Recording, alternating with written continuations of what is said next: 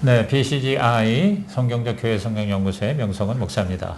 오늘은 우리 건강한 목회 현장을 찾아서 인천에 있는 등대교회 안태준 목사님 만나 뵙습니다. 목사님 안녕하세요. 네, 만나서 감사합니다. 우리 목사님의 그 인생 역정을 한번 들어보고 싶습니다. 우리 목사님께서 어떻게 예수님을 믿으셨고 또 목회자의 길로는 어떻게 들어서셨는지 좀 이렇게 말씀해 주시죠. 예, 저는 강원도 시골 삼척군 도계읍 실리라고 하는 아주 시골 농촌에서 자랐습니다.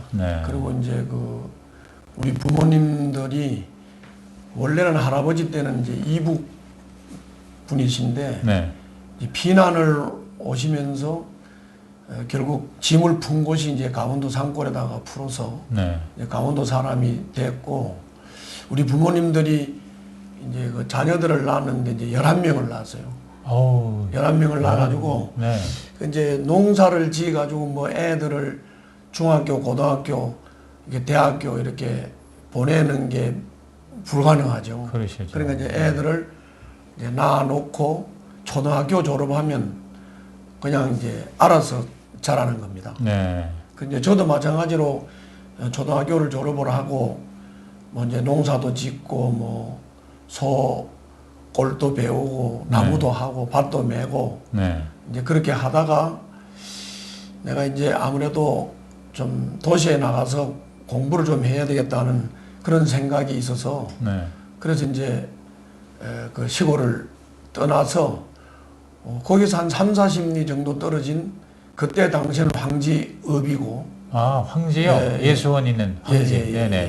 지금은 이제 태백시죠. 이제 거기서 탄광촌에 가가지고 이제 탄광촌에 뭐 노동조합 사무실에서 이제 심부름 그거 하면서 그 동네에 이제 서기봉이라는 전도사님이 이제 개척을 한 개척 교회가 하나 있었습니다. 한 30-40명 정도 모이는 교회였는데, 거기서 이제 탄광촌에 초등학교를 졸업을 하고 중학교 진학도 못하고 뭐 그냥 홀리게들 막 동네에 많이 있으니까 그 전도사님이 이제 야학을 시작을 하게 됩니다. 그래서 이제 저도 공부하러 나갔기 때문에 그 야학에 들어가는 것 때문에 이제 교회와 연관을 지우게 되고, 그때부터 뭐 예수님을 구주로 뭐 인격적으로 만난 건 아니고 그냥 이제 공부하는 것 때문에 이제 교회 생활을 하게 됐고, 교회 생활을 하다 보니까 뭐 이제 집사님들이 저를 안내를 해서 금중고지도 치고 또 그분들이 이제 대구에 있는 또 고등학교로 진학할 수 있는 뭐 길도 열어주고 이렇게 하면서 이제 교회 뭐 집사님들 또 뭐 전도사님 이런 분들의 이제 도움을 받으면서 이제 학창 시절을 그렇게 보냈습니다. 보내면서 그러나 이제 예수님을 진정하게 이제 믿었던 것은 아니고요. 그러다가 이제 고등학교 과정을 뭐 고학도 하고 검정고시도 치고 뭐 이런 여러 가지 어려운 난관을 극복하고 뭐 공부를 하다가 쉬기도 하고 뭐 이렇게 하다가 이제 군에 입대를 하게 됐고, 군에 입대를 해가지고 이제 하사관으로 한 1년 정도 근무를 했는데 그때 당시에 대대장이 이제 저를 보고 자네는 하사관으로 있기가 좀 그렇다. 그래서 이제 추천을 해줘서 제가 이제 삼사관학교에 입학을 해가지고 삼사관학교를 졸업하게 됐습니다. 이제 사관학교를 졸업할 때는 참 시골촌 사람이 소위로 인간을 하게 되니까 이제 좀 가슴 뿌듯하고 이제 소망이 넘쳤죠. 그래서 내가 장군이 되는 꿈도 꿨고 또 그때 당시는 박정희 대통령이 이제 장군 출신이고 하기 때문에 나도 장군이 되고 또 사회에 진출을 해서 우리 박정희 대통령 같은 훌륭한 좀 국가를 경영하는 사람이 되어야 되겠다. 그런 꿈을 꿨습니다. 그런 꿈을 꾸고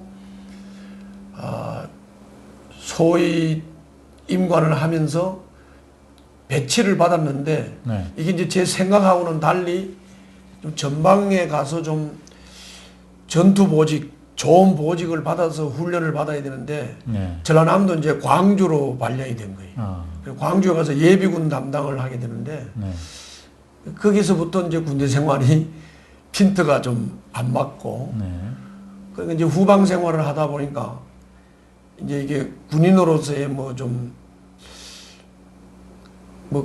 좀 진로도 좀 모호해지고 네. 이제 그래서 그때 당시에 거기서 이제 우리 고등학교 동창인 집사람을 이제 사람과 교제를 하게 되면서 이제 결혼을 했어요. 아, 네. 결혼을 하자 이제 우리 집사람하고 저하고 이제 원래 집사람이 이제 나를 선택을 할 때는 나도 뭐 교회 나간다고 하니까 선택을 한 거고 나도 우리 집사람이 이제 예수님을 잘 믿는 사람이니까 이제 결혼을 했는데 나는 이제 믿음이 없는 사람이고 그리고 이제 우리 집사람은 아주 돈독해요. 네.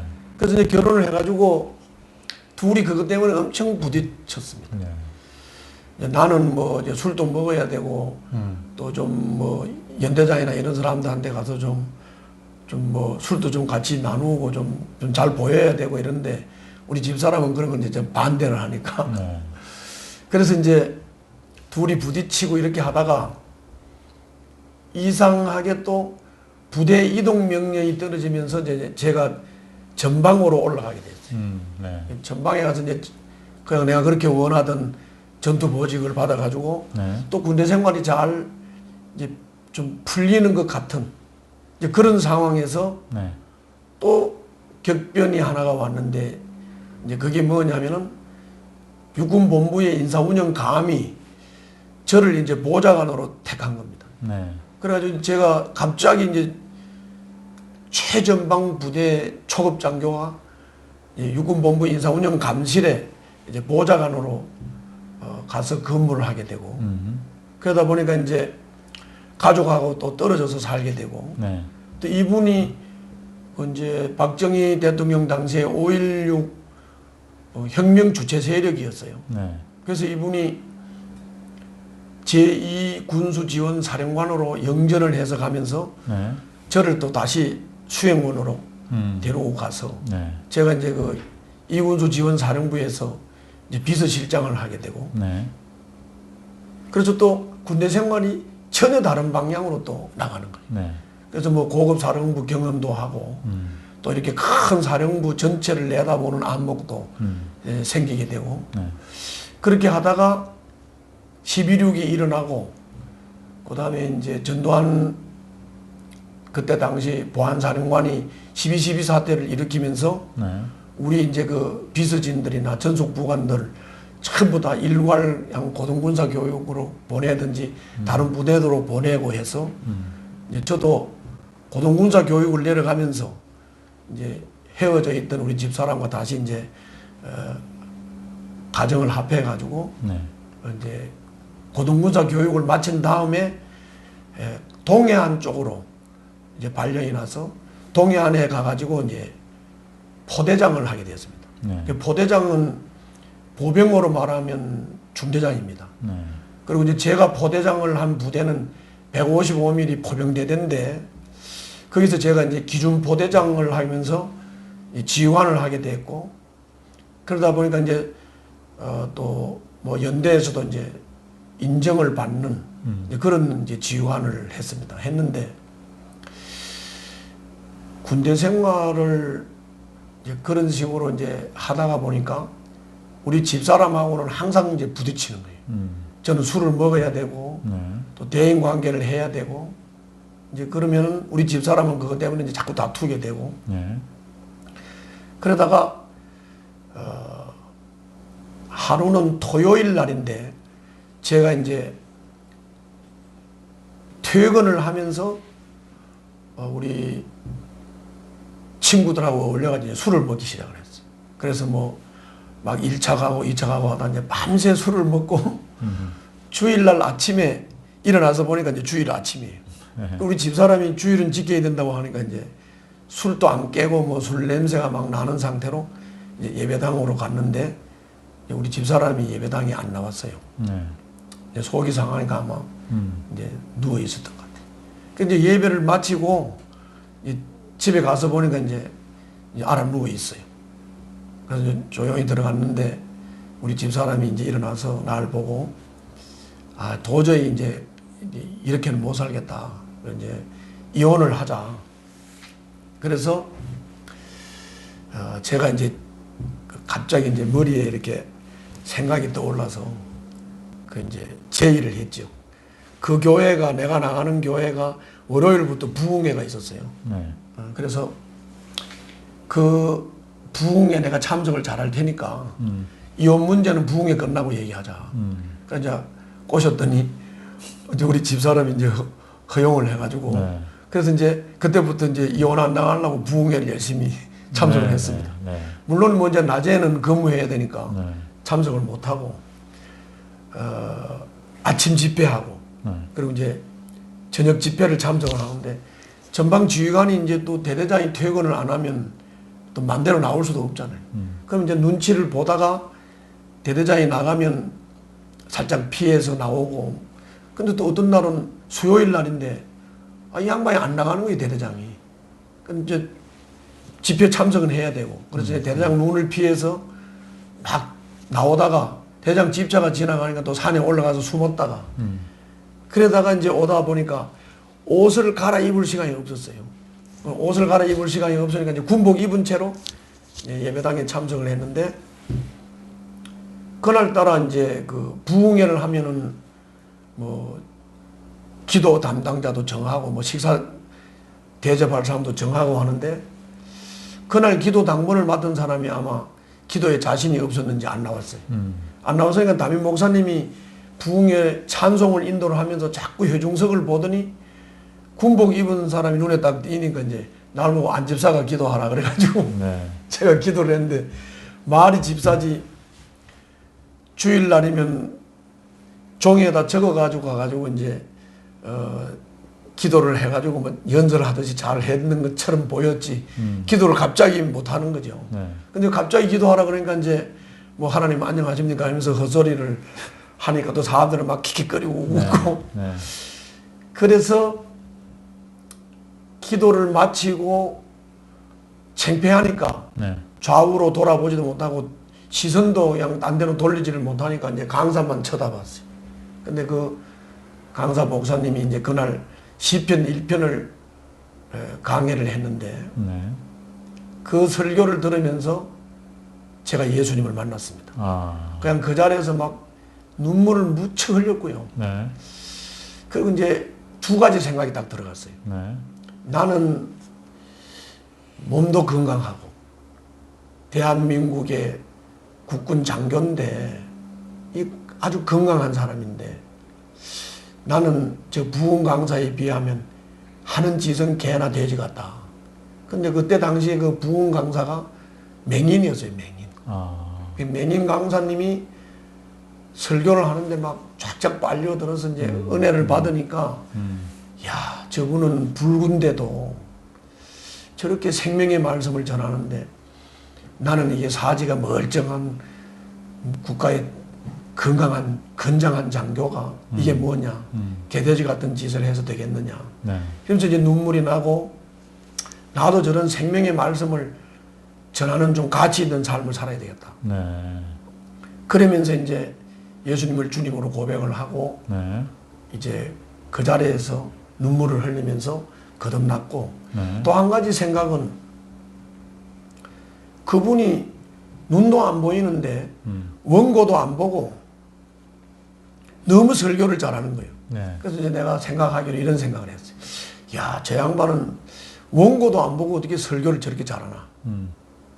근데 이제 나중에 알고 보니까 그 양반이 그 맹인들이 원고를 안 보는 게 아니고 손으로 이렇게 점자를 집혀가면서 하는 건데 나는 이제 착각하기로 원고도 안 보고 한다 이렇게 생각했어. 하여튼 은혜를 받고 그때부터 이제 내가 신학교 간다. 그리고 내가 이제 목회를 해야 되겠다. 나도 생명의 말씀을 전하는 사람이 돼야 되겠다. 이렇게 하니까 우리 집사람부터 일단은 반대를 하더라고요. 꼭 그래야 되겠느냐. 뭐 애들도 지금 잔뜩 있는데 이 애들도 키워놓고 뭐 이제 이렇게 자꾸 하면서 우리 집사람도 말렸고 처가나 친가나 뭐 친구들도 말리고 특히 이제 우리 집안 어른들은 이제 난리죠. 네. 이미 이제 장교가 돼가지고 뭐 좀 되는 것 같더니 뭐 또 뭘 한다고 공부를 한다고 그러느냐. 네. 이제 이렇게 해서 다 말렸어요. 네. 제일 아주 쌍주 들고 말린 사람이 우리 담임 목사입니다. 그래요? 이제 담임 목사님이 이거 집사님은 그냥 장로가 돼가지고 그냥 장군이 돼가지고 이렇게 생기면 좋을 텐데 꼭 그렇게 또 신학교 가서 그 목회를 하려고 하느냐. 예, 그랬는데 나는 하나님께 막 받은 감동이 그거니까. 네. 담임 목사가 나를 말리려고 원주에 있는 봉상기도원 네. 원장님, 그 김인순 권사님을 이제 초청을 했어요. 부흥회를 했어요. 내 하나 때문에 부흥회를 했는데 이분이 뭐 이제 예언기도 한다면서. 그래가지고 이제 날 보고 예언기도 받으라 해가지고 기도실에 갔더니 뭐 이렇게 나로 누워라 그랬더니 요 이마부터 뭐 이렇게 만지면서 이제 뭐 생각을 한참 하더니 이렇게 말하는 거예요. 집사님은 진리의 띠가 허리에 있다고. 진리의 띠가 이게 목에 있어야 사명자, 목사인데 진리의 띠가 허리에 있기 때문에 집사님은 그냥 장로로 섬기는 게 좋겠다고. 그렇게 말하더라고. 근데 나는 하나님께 받은 감동이 그게 아닌데. 네. 그래가지고 이제 그때부터 제가 100일 동안 기도를 시작했어요. 내 혼자. 네. 혼자서 이제 매일 새벽마다 나가서 기도를 해서 100일 기도 마치면서 제가 스스로 결단했습니다. 네. 나는 이제 신학교 가고 네. 생명의 말씀을 전하기로. 그리고 이제 장군 되는 건 이제 다 포기하고 네. 이제 이렇게 해서 전역 지원서를 냈습니다. 전역 지원서를 냈는데 연대장이 이제 나를 보고 미친놈이라는 거예요, 저놈이. 너는 지금 가만히 있어도 지금 이번에 이제 연대 작전 장교인데 뭐 가만히 있어도 지금 소령이 될 텐데 왜 제대를 하려고 하느냐. 그래서 그때부터 이제密보해가지고 아침에 상황 보고 들어가면 막 조인트를 까고 지붕으로 막 배를 쑤시고 막 이랬어요. 네. 그런 거를 이제 당하면서 결국 연대장의 결재를 받아야 되니까 연대장 집에 찾아가서 집사람하고 같이 찾아가서 허락을 받았어요. 네. 그래가지고 이제 제대를 하게 됐고 제대를 하고 이제 신학교에 갔는데 신학교에 들어가서 한 달 정도 학교를 다니면서 병이 났습니다. 네. 병이 났는데 이제 이 목 뒤에 악창이 막 여러 개가 이렇게 나고 그러니까 목을 이렇게 들 수도 없고 이 허리에 막 이 엉덩이 쪽으로 이 다리 이 밑으로 막 악창이 나가지고 네. 막 앉지도 못하고 서지도 못하고 고개도 못 들고 이런 이제 병이 난 거예요. 병원에 가서 이 악창을 짜내면 막 건덩어리가 막 이런 게 나오는 거예요. 네. 그때 겁이 들컥 나더라고. 야 이거 그 건사 말이 맞는 거 아니야? 야 그때 그 신학교 가지 말라고 했는데 그냥 괜히 와서 그랬는가 보다. 이렇게 겁이 막 나더라고요. 그래도 이제 내가 사관학교에서 받은 훈련이 이제 투지를 배웠고 이제 끝까지 밀고 나가고 흔들리지 않는 거 이런 거를 배웠고 이제 순종을 배우고 했기 때문에 네. 그래도 견뎌냈어요. 네. 견뎌냈는데 신기할 정도로 그 악창이 깨끗이 나으면서 여기 인천 인하대학교 후문에 있는 성광교회에 전도사 자리도 열리고 네. 그래서 병도 나았고 이제 인천에 와서 성광교회 전도사도 사역을 하게 된 거예요. 네. 전도사로 사역을 하는데 일개 교구를 맡겼어요. 2교구를 맡았는데 128가정. 그러니까 뭐 남자, 아내, 그리고 뭐 가족들 이렇게 합하면 한 300, 한 몇십 명 되는 그런 교구를 담당을 했어요. 네. 담당을 했는데 만족이 안 와요. 네.